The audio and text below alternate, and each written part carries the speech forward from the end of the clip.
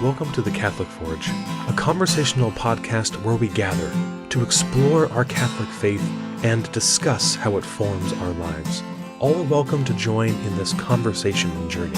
Thank you for listening. Hey everyone, welcome to the show. This is Eric in Missouri. And this is Ben in Kentucky. And John in Illinois. For this episode, Growing Pains. Was that the name of that show in the 90s? Yeah, it was. Was that the one in San Francisco? No, that was... That's Full House. That's Full House. Should we just spend some time with the TGIF lineup? No, I'm teasing. When you go from 1 to 2, or in John's case, from a dozen to a baker's dozen, it's weird that you give one back to the baker, but it is what it is. It's easier that way.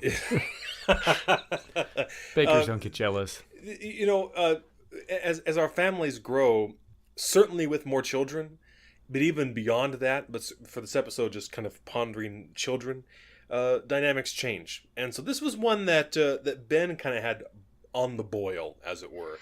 And so Ben, lead off, please, would you? Yeah, mainly I was just wanting to see if you guys had experienced what I had, because, you know, we only have the two girls right now. Evie is 5 and Olive's about to turn 2. So Evie was this perfect little kid all the way up to 3.5 years old. And then as soon as Olive was born, I say as soon, it took a couple weeks for her getting in the house, you know. And we just started to see all the textbook stuff you hear about of kids competing for attention. And I mean, Evie was clearly affected by Olive's birth. You know, she just started acting out a lot more. And it's really an issue to this day. I mean, she's used to Olive's presence, of course, and they have fun now and then. You know, they play around and have good times too. Now and then. Right, sure. So that was the impetus for it, of just wondering, like, is this just my house? Or did this happen with everybody? And, you know, I don't have a third kid to compare, but that's where John can weigh in here. Of, you know, does it also happen? It's just you. You've got messed up kids. Everyone else's kids are perfect. Well, that sums it up then. Episode over. Hey, we answered it. You know, I was talking to Cecilia about the topic that we had today, and she was very fascinated. We should have had her actually come in, sit in. She would have had a lot more insight into this than I have. Sure. Was Evie's behavior problematic during the pregnancy, or just after Olive had arrived? No, just after she had arrived. And during the pregnancy, Evie was super excited, and we didn't find out the gender with Olive, so right up to the end, you know, she was hoping for a sister, and we kept, you know, preparing her. It might be a brother, just get ready for that. And then she was hoping for a sister. Olive comes out a girl. She's good with that for the first 2 days. And then on the drive home from the hospital, Evie says, I wanted a brother. And we're like, no, you didn't. You've been buyer's remorse. Yeah, exactly. So it's like, that was kind of the first indicator, you know, like she was already starting to think this isn't what it cracked up to be. And especially, you know, those newborn days, a newborn just gets so much attention and so much care. They're being held constantly by some family member, and you know, some of my outside family members, they were very good and focused on not forgetting Evie, like, you know, remembering to talk to her and make time for her. But then other people, you know, and understandably so, I don't blame them at all. They were just, you know, zeroed in on Olive, on the new baby, and Evie's kind of over in the corner, and you could see it happen sometimes. But yeah, and another thing that interested me on this topic was if there's a difference depending on how big of an age jump there is. So like Evie was 3.5, a solid 3.5 when Olive was born. Not by our intention. We would have liked to have them spaced a little closer, just didn't work out that way. So no, Eric, I'm curious, because how far apart are Hannah and Daniel? 2 years or so. Okay, so they're much closer then. So my theory is the less time a kid has to get used to being the only child, the better the quicker they'll adapt to having a second, you know. But would you say, I mean, did Hannah handle it pretty good when Daniel came along? On the whole, because she was, I don't know, 2 1/3, somewhere in there. Okay. And so still at that age where she can conceive of baby, you know, and then certainly see baby and touch baby and play with baby, right? You know, Yeah. baby Daniel. But I think young enough still where some of those, would you pardon me if I said territorial feelings came into play? You know, that's dead on. she was there interacting with him, but I don't think that she had those territorial issues. Now, I can at least throw this out there. I don't think I said it on the show or not that Tori's expecting our third, which is great. But again, those 2 years kind of persists, and I would say the same thing in general. Now, Hannah's reasonably excited, you know, and Daniel again can conceive of baby as a concept, a construct for existence. But I think that baby will arrive in whatever form, and Daniel will just roll with it. But I'm interested to see how Hannah responds, because now Hannah is, I would say, certainly closer in like mental state to where Evie was when Olive was born. You know, so I'm curious to see if she reacts differently now, and we've just started to see some behavior coming out now that Tori's getting to that whatever month mark, and I'm kind of like, like you kind of see it, and it's like, is that kind of starting to express itself a little bit? I'm not really sure. See, yeah, we were really curious about that too. Of was it strictly because Olive was born, or is that just the behavior that a 3.5 or 4-year-old starts to have anyway, because they're getting more independent and a little smarter in a lot of ways? So, John, you're the pro here. 5 kids. I do not even pretend to remember the age spacing between all 5. So yeah, it's pretty easy for us.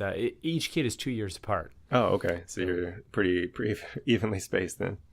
Yeah, and so we avoided that 3-year mark also with each of the kids, but then we also had, you know, Joe's our first, you know. So when Michael was born, though, he was 4.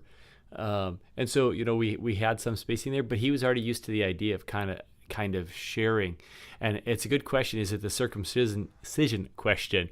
You guys have heard the circumcision principle. There are 2 babies, so. They're in a crib together.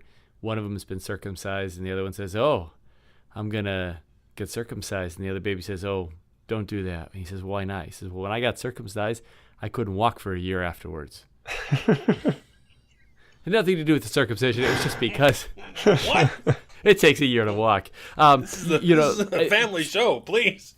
The idea, you know, is some of this stuff is the natural things that your kids are going to go through with or without siblings. And it might be exacerbated by another child. I know with each one of our children, we worried. Like, we always had this little prince or princess, and it's like, oh man, when that baby comes, there's going to be major trouble. And then the next baby came, and they were in love. It was, and that happened with each one of those. We've not had any trouble. The most we had is at one point in time, after Michael, who's our third, was born, Maria says, "When do I get to play with him? When is he going to play with me?" Sure. She was a little disappointed. Sure. She's thinking a little sibling, and he's going to come out riding his tricycle, which actually he told somebody one time that he came out of mommy riding his bike. But that's how Maria wanted him to come out, and she was upset that he couldn't play with her for a while. See, that's interesting, because I wondered, you know, we've wondered that, you know, hypothetically, if Olive hadn't been born, would Evie have still started? And I should clarify, she never like physically tried to hurt Olive, or she never even verbally said anything like "I hate Olive" or anything like that. It was much more what do they say? There's no such thing as bad press. Kind of that mentality of like, okay, well, you're preoccupied with this kid. If the only way I can get you to pay attention to me right now is by getting in trouble, I'll take it. You know, I'd rather take the trouble than no attention at all. And sure. That's hindsight, of course. We didn't know that like right from the start. Looking back, we realized that's what was happening. But and I imagine it's a reasonable assumption. I mean, I think I do that when a new baby comes in the house and start getting more annoying, leaving my socks laying around just so my wife will pay attention to me. Yeah. I have feelings too. Yeah. Yeah. You know, something we've talked about too, because, you know, Alice would get really worried, especially, and she, you know, about when you only have the one before your second comes along, that worry of, we love this first one so much, how could we possibly love another kid as much as we love this one? Yeah. And you don't really ever. No, it is amazing. It actually helped me with God, because how can God love each one of us? And now I have a little glimpse of that. Yeah. Each one of the kids I truly do love, and each one is unique. None of them are less or more than one of the other children, but just the way that it's just amazing. There's just a special love for each one of the children, and that's unique to them. That's a good point. I felt that too when Olive came along. It's like your capacity just opens up. It's like you didn't have that extra love until you needed it, and then as soon as you needed it, it was there. Yeah, there could be some sacramental theology there. Yeah. I think we unpacked that more thoroughly in what was it? It was the episode titled like "First Comes Love, Then Comes Marriage" or something like that. It was sort of about waiting for children during pregnancy. And Ben, you don't need to tell it now because you told it there. People can go listen to it. But you had told more of that story of how you felt like, how can I have room for this? Something that I really enjoy. Although I will say, I'm interested for Hannah has been a lot better with spending time with Tori and myself, with mommy and daddy. But Daniel is like me. He's just a mama's boy, a spoiled little monster, and so I am curious to see how that will play when baby comes along. Right now, we're calling it Baby Glenn, in honor of Glenn Campbell and Glenn Fry, and that's of course the story. Tori will permit it now because there's no way that she would actually permit an actual human being to be named Glenn.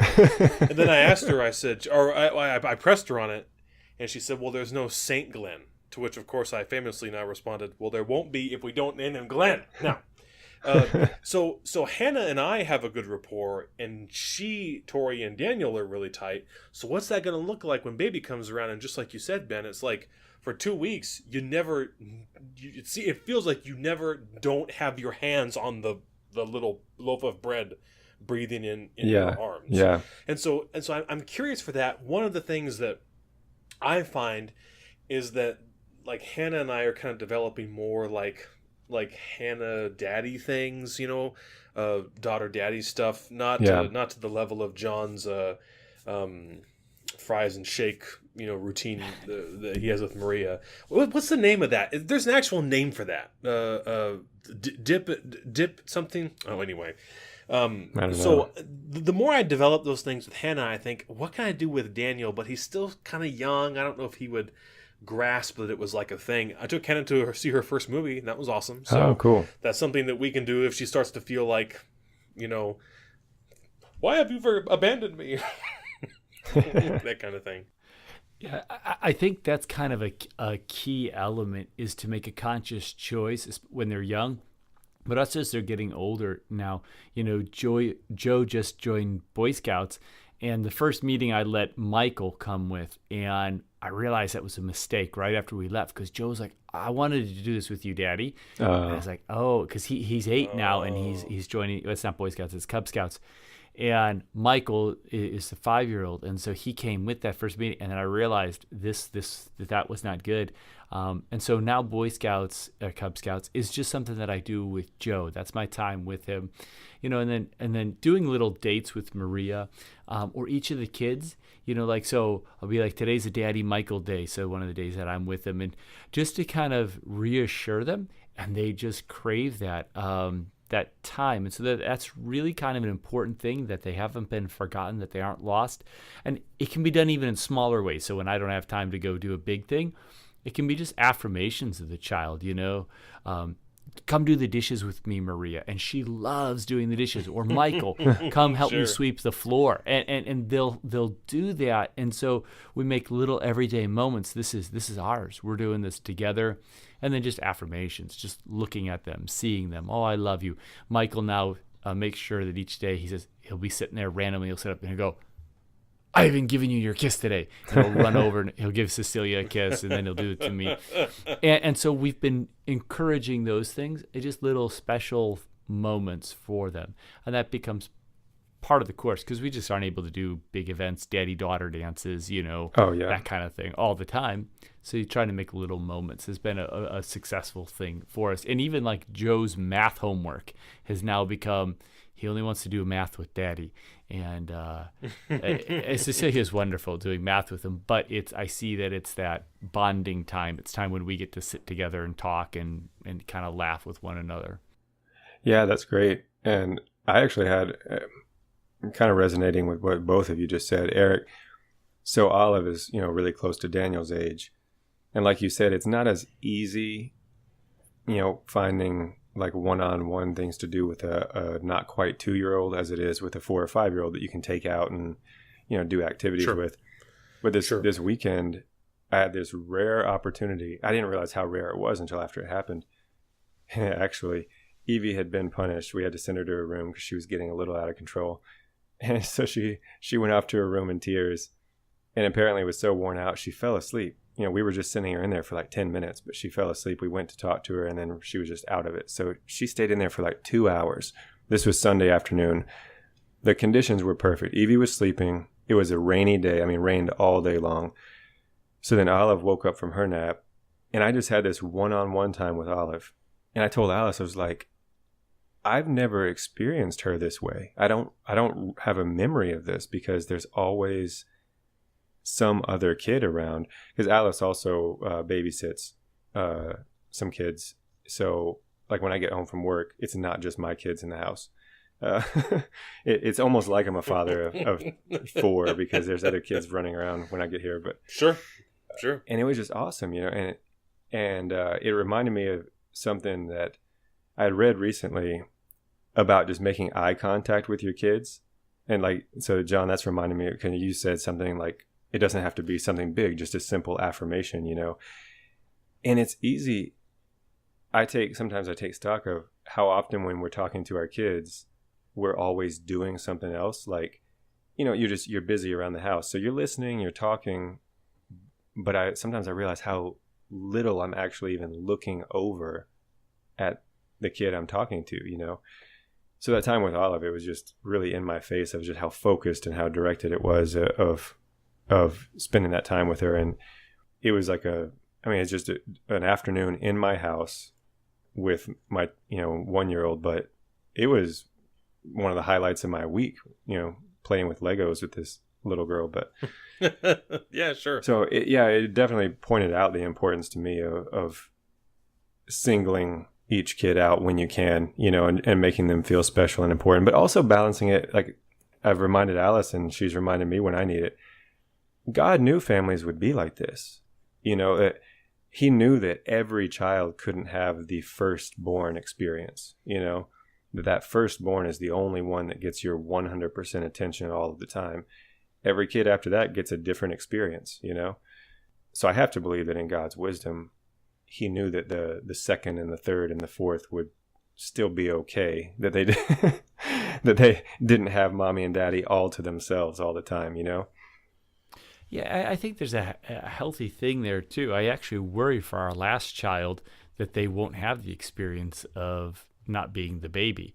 There's something to that they each got to be the baby and adored, and 2 years later somebody new came along and they had to learn to surrender. They had to learn to go from being that baby to now being part of a different role in the family.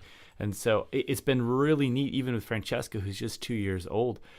She's the biggest danger to our baby, Bernadette, because Francesca so much wants to take care of her and wants to hold her and wants to pet her that it's and Bernadette is just kind of getting to she's 6 months old now, so she's getting to the state where she's kind of wanting to sit up or lay on the floor and roll over and stuff, and then Francesca's right there you got to watch her all the time. So, but nonetheless, the point is they each have transitioned in that role from being the baby to now being a big brother, and I take care of and I help, and they cherish that too.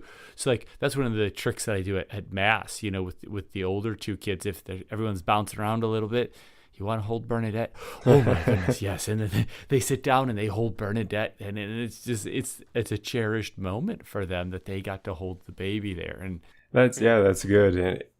And that kind of puts into words what I was fumbling around trying to say. Yeah, that and so God kind of knows that is a natural progression of things, that a new baby can actually help the older children grow into the adults they're meant to be eventually, and for a parent it's a relief too. Like Alice and I went out on a very rare thing. We went out on a date out of town to a play on Saturday, and we left Evie and Olive with my mom.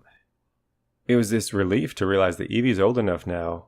Anything, like if my mom doesn't know where something is, Evie will just be, oh, it's that cabinet. Or, oh no, Olive usually eats this for a snack at this time of day, That's fun. I mean, she's only 5, but she's already maturing into this little helper, with adult-like qualities. Yeah. Joe, one time my mom was driving, our kids went to daycare 2 days a week at a friend's house. And my mom was driving them there one day.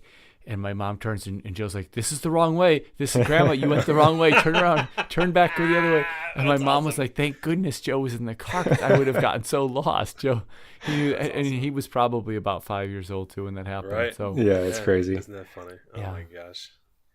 We could do the unthinkable and have an episode under a half an hour here. Okay, so yeah. This has been great, but I'd just like to pose one question. Somewhat along these lines and somewhat as an anticipatory measure for a future episode. Finding that time, with each child when a new one comes along, equally valued, equally loved, and they know that, and you show them that in special ways. Quick thoughts, again, this is sort of as a primer of how this is achieved between mommy and daddy.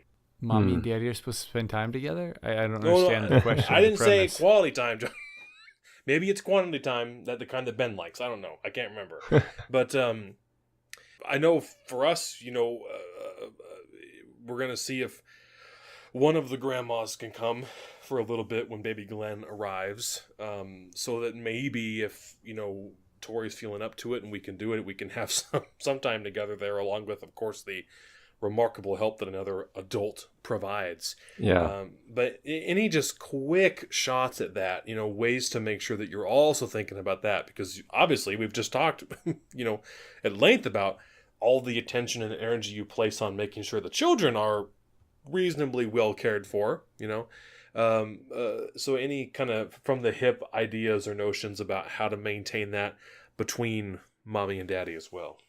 The first thing that comes to my head is that dads have to be careful, because I think they're ready to move on. I don't know if that's the right term, but in other words, they're ready to dump the new baby with a caregiver to go out for a date night or something a little quicker than the mom might be, at least in my experience. Like, sure, I'm like, oh, they'll be fine. Let's just have my mom watch them and we'll go out to dinner or whatever. And Alice was a little more hesitant, like, oh no, I don't want to leave them with anybody yet. I'm talking when they're, newborns and stuff.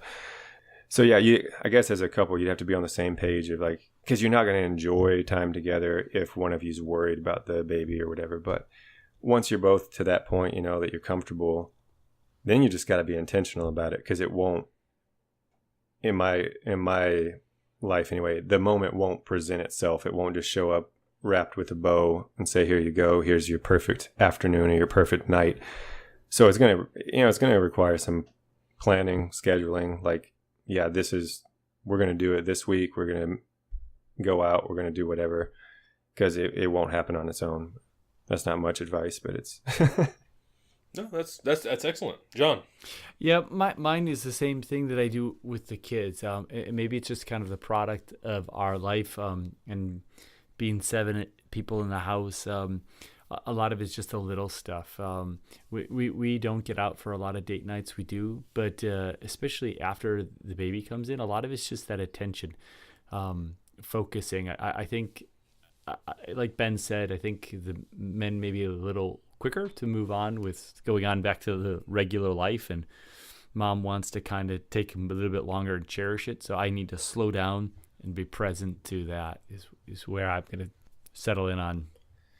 It's easy to feel spurned by the baby, because you were They give used you those to... evil looks. I've had them give The that babies look like, look what I'm in. I'm here. You're out. I'm number one now. I've seen Absolutely. that look in their eye. And poor dad is left, got to sleep in the car again for like 4 months, whatever it is, so the snoring doesn't wake up the baby. I understand that. I appreciate that. Yeah. It's reasonable, It is hard, The baby snores that loud? I don't know. I was speaking for myself, but Oh. Daddy snores that loud. But indeed, and it's not to take away from the very real suffering that our ladies endure during that time. Oh yeah, so much happening. But at the same time, we have feelings too. Okay, Mom. And so that is a point of consideration while you're putting so much care and attention on your children, making sure that they don't feel abandoned and, they feel important and they have jobs to do and they get to enjoy the new baby, also to make that extra effort to really, as you both said, to go beyond that surrender, that sacrifice of self, to go beyond, to also care for your spouse in a special way. I always think about, well, with Daniel, what a mess. We've talked about that before, how we were moving to West Virginia at that time, like right in that time. And that was an added challenge, but especially, like, does Tori have everything she needs, are all of the things that need to be clean for her clean, when I go to bed at night, is everything reasonably picked up and in a place where she can get to it quickly if she needs it and all that kind of stuff. And just those little forethoughts, I think really valuable. Yeah. Fussing over them a little bit is a great idea. Absolutely. Extra chocolate. If they can stand it. Ghirardelli. Ben, I know I saw you just look up at your fridge there. I know you've got quite the supply, and I mean at the I think just a last comment from my perspective, only because I am chained, and Father does, he puts a chain on me before Mass starts, chained to the piano. It's just such a delight to see families at Mass together. Especially with the little itty bitty little loaves of bread they bring in. Yeah. You don't even know they're there until they start crying. And you're like, oh, their baby's here. That's great. It's just such a delight because I gotta sit away from Tori and Hannah and Daniel. And so I really cherish that.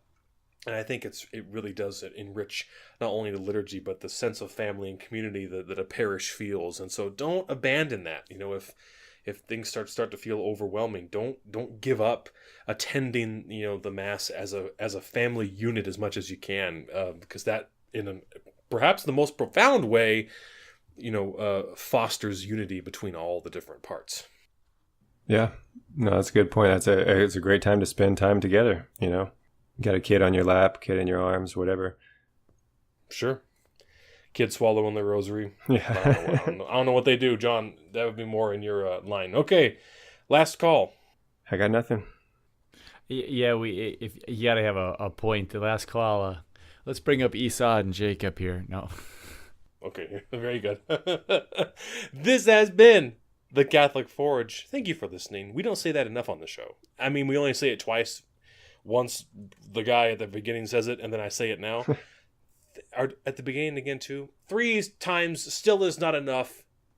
Thank you for listening, and we'd like to close this show as always with a prayer and a blessing. May God the Father, God the Son, and God the Holy Spirit bless you, guard you, and lead you to eternal life. In the name of the Father, the Son, and the Holy Spirit. Amen. Amen.